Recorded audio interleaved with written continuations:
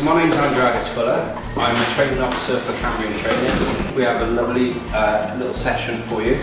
So first off, we're going to make the bread. Then we're going to prepare our vegetables for the cawl. Then after that, Welsh rarebit. When you're following a recipe, don't be a slave to recipes and stuff. And it's really important with any recipe that you don't leave half of it on the spoon and half of it in the bowl. You need to try and incorporate as much of the ingredients into the dish. I've been in the trade for 32 years and I love every day of my job. And it's a really interesting and varied career.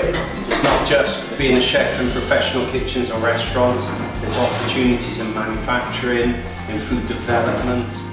There's so many positive things about being in hospitality and raising up through an apprenticeship. I think it's really, really important because it's going to get your foot in the door as a way to start a career.